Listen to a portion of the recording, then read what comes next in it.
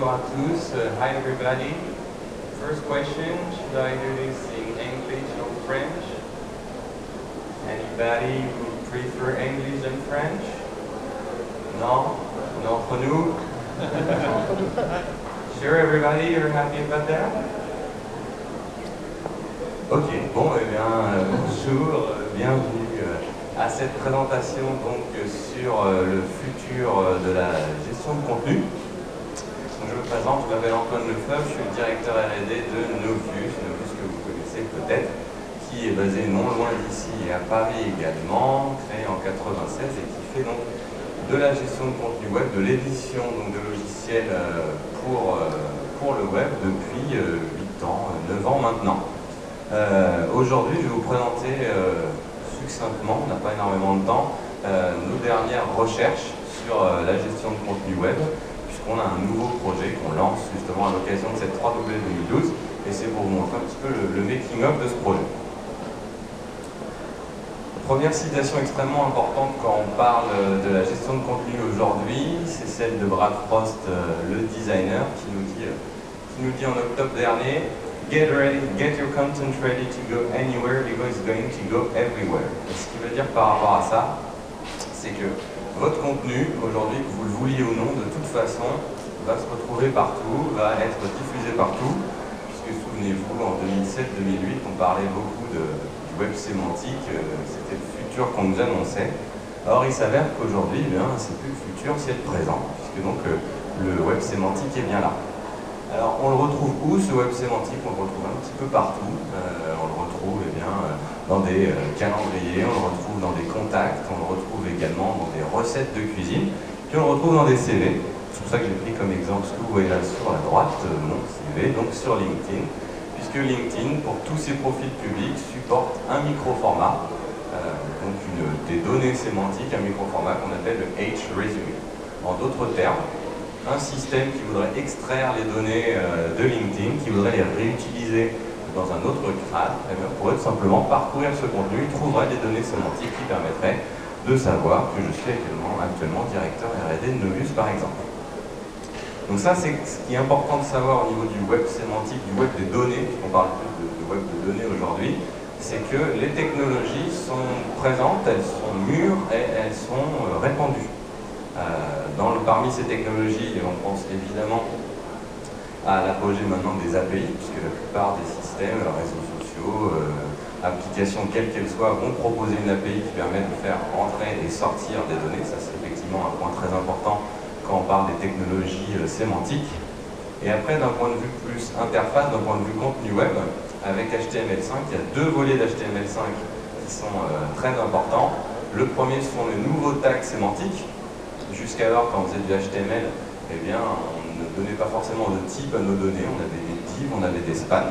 Et aujourd'hui, on a une nouveau nomenclature de tags sémantiques. On peut dire que c'est des articles, on peut dire que c'est un header, on peut dire que c'est un footer. Ça, c'est une première partie de ce qui se fait en HTML5. Deuxième volet, parce qu'il faut savoir qu'HTML5, c'est une famille de technologies. On trouve aussi ce qu'on appelle des microdata. Les microdata, c'est quoi? C'est la capacité, sur un tag, sur une donnée, de venir lui donner un attribut. En dire plus sur cette donnée. Ce qui veut dire que probablement cette conférence qui s'appelle la 3W 2012, ou plutôt la tap, devrait plutôt être appelée la check, puisque Tim Berners-Lee, que nous avions ici hier, a fait la prédiction il y a quelques années qu'on allait passer du World Wide Web au Giant Global Graph. Or, le Giant Global Graph est clairement présent aujourd'hui, donc s'il faudrait retenir une seule chose de cette présentation, c'est arrêter de penser que le Web 3.0 est quelque chose du futur, c'est clairement quelque chose du présent. Et ce qui est un peu bizarre, je crois, avec ces grandes prédictions, c'est que dans notre tête, elles sont restées comme quelque chose qui viendra, alors qu'aujourd'hui, on y est, et ça ne fait pas finalement tant parler que ça. Et pourquoi ça ne fait pas tant parler que ça? Eh bien, tout simplement parce que la plupart d'entre nous ont toujours une culture d'un web de page, toujours une culture d'un web qui n'est pas construit autour des données. On va voir ça un peu plus loin. Deuxième citation, un concept de Trent Walton assez intéressant puisqu'il nous parle de chorégraphie de contenu, content choreography. Jusqu'alors, on était des publicateurs de contenu, on était des créateurs de contenu.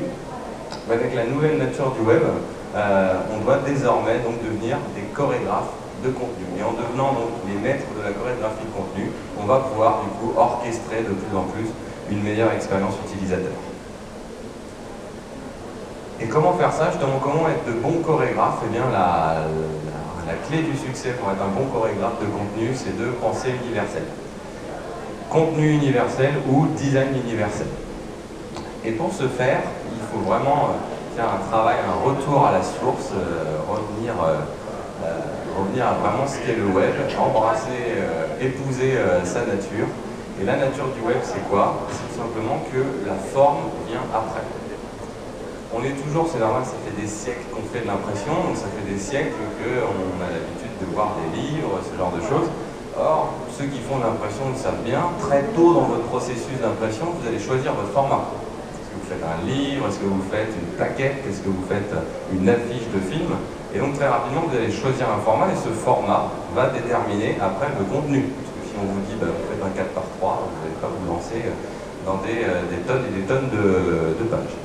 Dans le site web, pour le web, il y a une différence fondamentale, c'est que non seulement vous ne commencez pas par choisir le format, mais en plus vous ne le choisissez pas quoi qu'il arrive. C'est-à-dire qu'aujourd'hui, quand vous faites du site web, vous n'allez pas pouvoir imposer la manière qui va être vue. Donc il va peut-être être vu sur une télé, il va peut-être être vu sur un smartphone, il va peut-être être vu sur un écran, mais avec une application type Readability ou Instant Paper, qui de toute façon fait qu'on va reformater le format que vous avez proposé. Donc, vous pouvez lutter contre ça. Vous pouvez donner une taille fixe à votre site web, vous pouvez essayer de faire en sorte qu'il fera bien 1020 pixels de large, mais le résultat de ça, ça sera quoi? Ça sera que vous vous battez contre des moulins et qu'au fur et à mesure, vous allez vous retrouver avec des expériences utilisateurs qui risquent d'être pauvres. Donc, épouser la nature du web et toujours penser le contenu en premier.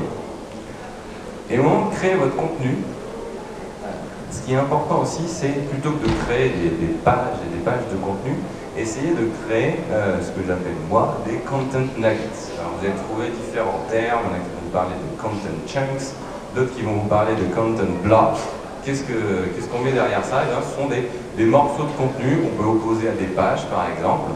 Pourquoi est-ce que je parle donc de pépites de contenu? Puisqu'une pépite, comme une pépite d'or, comme vous le savez, c'est petit mais ça a de la valeur. Or, quand on crée du content nugget, il faut que ça soit suffisamment petit pour pouvoir être réutilisé.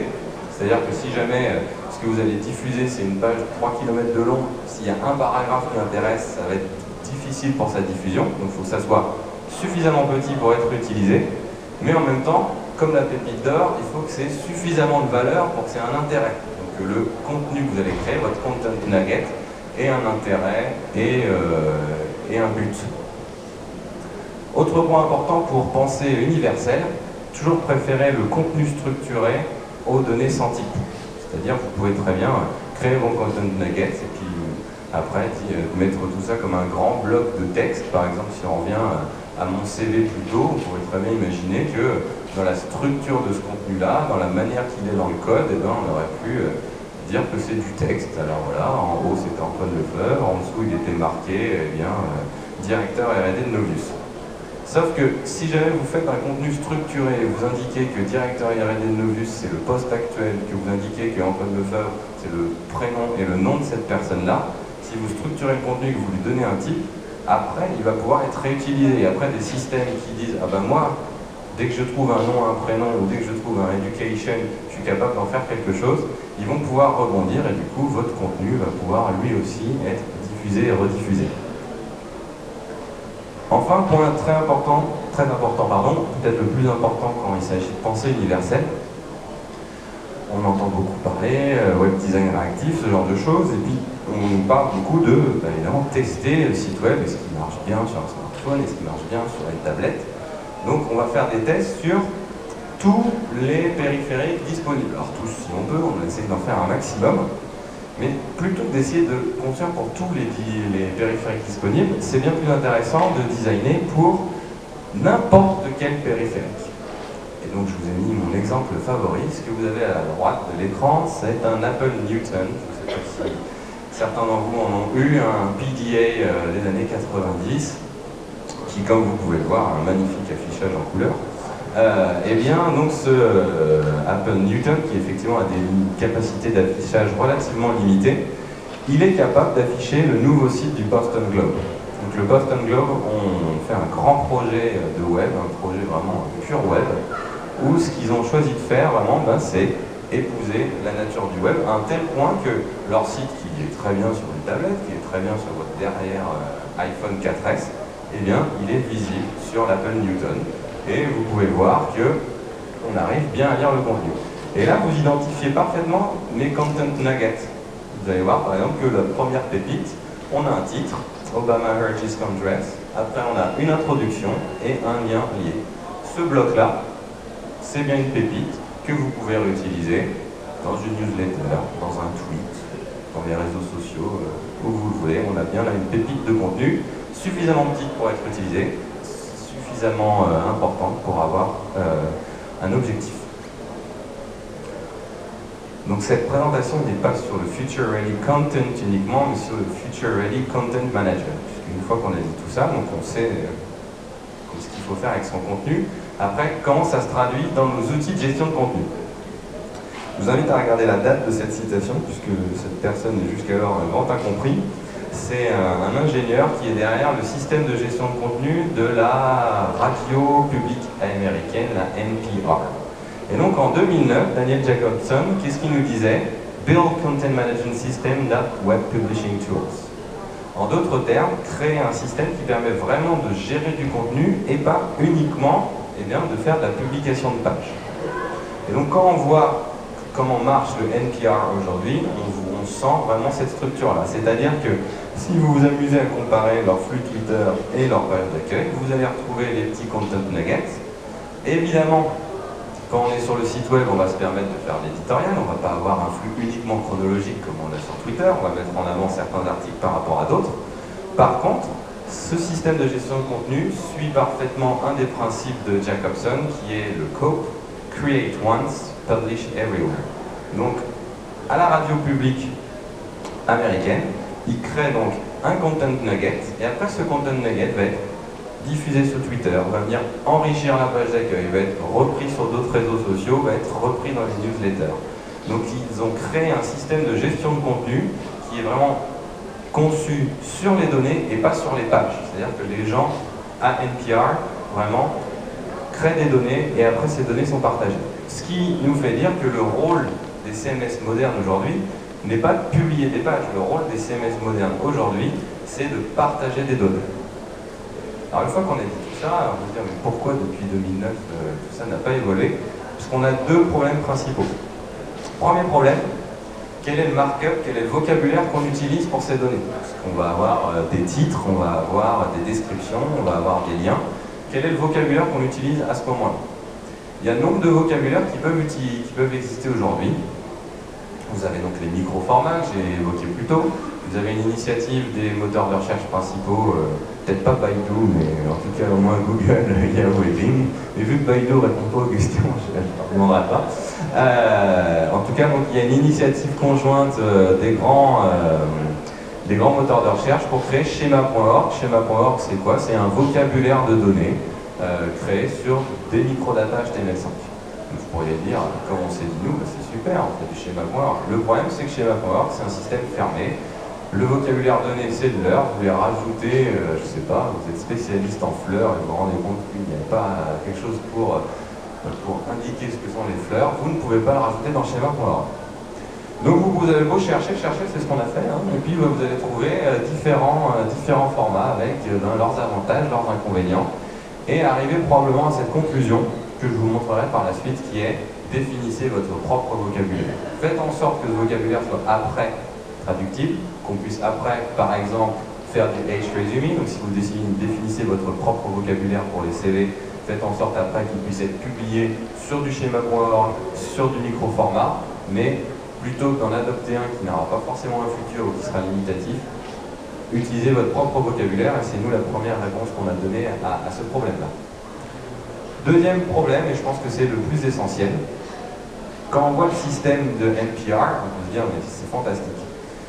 Le problème, c'est que c'est d'un point de vue utilisateur, les gens de NPR, c'est des gens qui travaillent dans l'info, c'est des gens qui sont habitués à travailler avec des dépêches. Vous leur dites, créez une info, créez un content nugget, en leur disant, il sera diffusé de n'importe quelle manière, ça leur pose pas de problème puisqu'ils ont de toute façon cette culture à la base. Ils sont habitués de voir les flux de l'AFP, les flux de Reuters.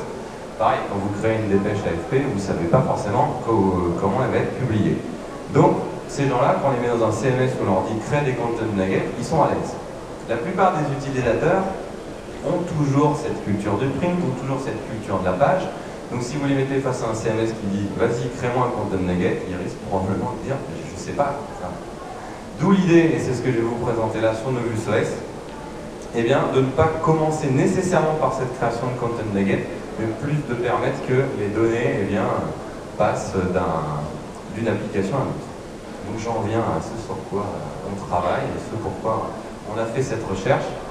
Donc Novus, après 8 ans de gestion de contenu, lance un nouveau produit, un produit open source, qui s'appelle Novus OS, il ne s'appelle pas Novus CMS, puisqu'on a vraiment l'intention, la prétention, je vais dire, d'être plus qu'un CMS, et d'être aussi un outil à l'heure de l'Internet multicanal. C'est-à-dire qu'on est vraiment construit autour des données, on est construit autour d'un Internet dans lequel on sait très bien les sites ne sont qu'une partie, avec bien d'autres canaux.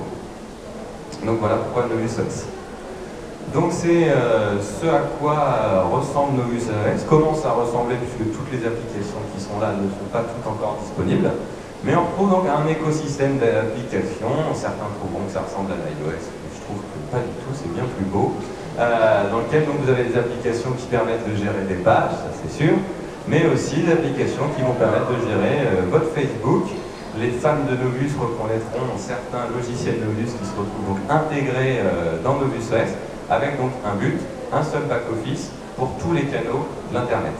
Et aussi, un principe assez important, fournir un framework de développement d'applications pour que si vous avez des applications métiers, si vous avez des applications que vous voulez créer vous, on est sur l'open source, et bien que vous puissiez venir enrichir l'offre applicative de Novus OS.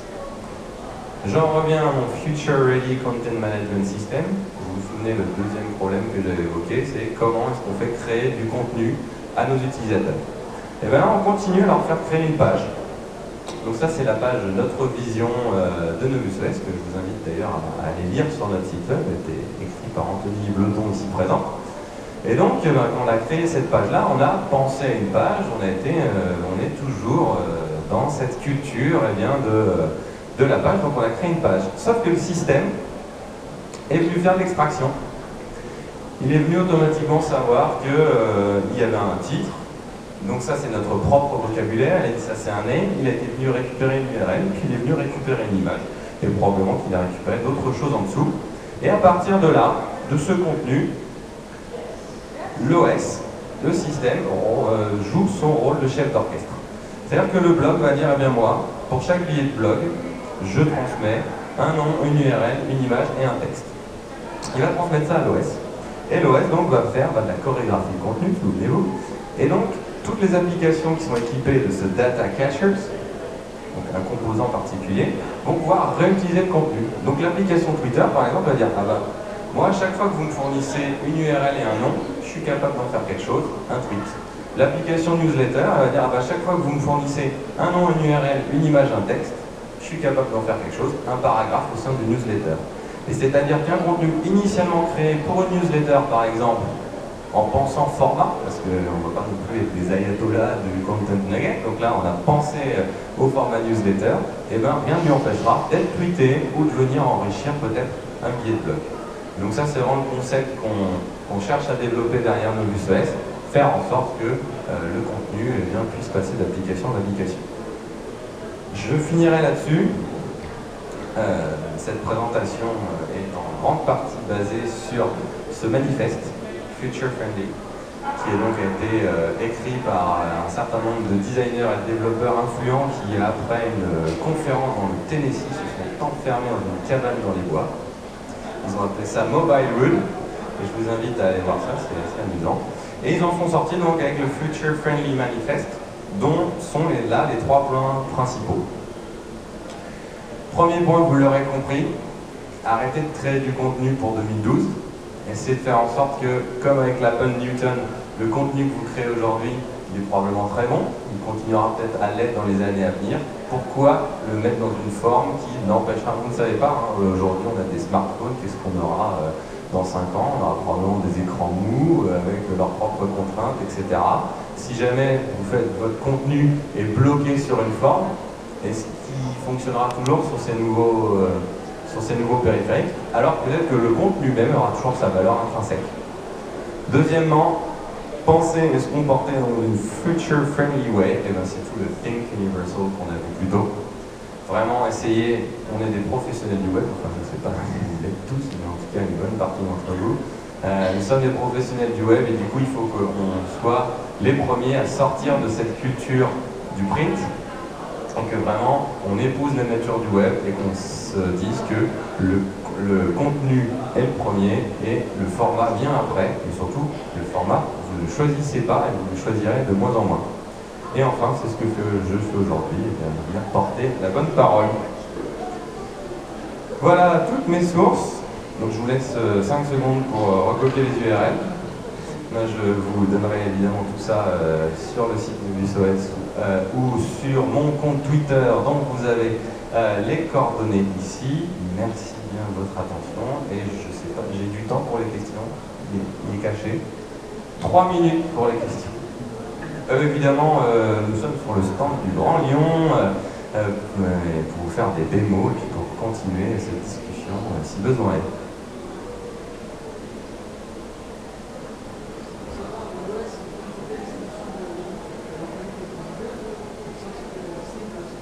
Alors c'est pas lié justement à Linux, hein, c'est de l'OS web, c'est des techno-web.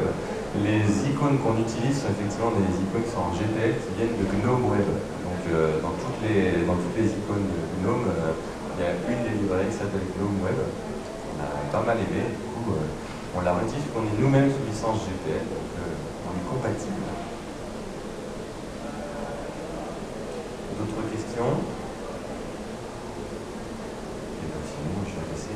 Ah, oui, pas de souci.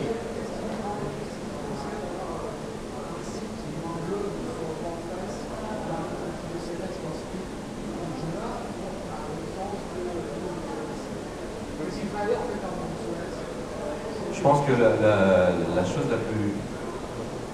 la plus importante, c'est de voir que WordPress ou les autres systèmes, je les vois plus comme étant à intégrer. C'est pour ça que si jamais tu as regardé, on les a vus dans l'OS et je les verrais plus comme une brique intégrante. On a encore du travail là-dessus, à pouvoir justement faire en sorte que les intégrations soient les meilleures possibles. Mais pour moi, WordPress, tu vas surtout le choisir parce que c'est un bon outil de blog, c'est un bon outil de site. Par contre, forcément, il va être limité à un moment donné et tu vas probablement vouloir, je ne sais pas, construire des newsletters et ça, WordPress ne le fera pas. Donc c'est aussi pour ça qu'on n'a volontairement pas choisi le terme de CMS, c'est qu'on a la validité d'être l'étage au-dessus de telle manière à ce que on sait très bien, des gens continueront à faire du WordPress, du blog sur WordPress et WordPress le fait très bien.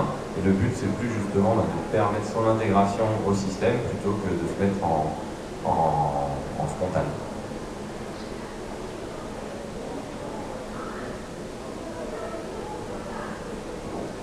Eh bien, merci à tous et puis bonne suite de semaine.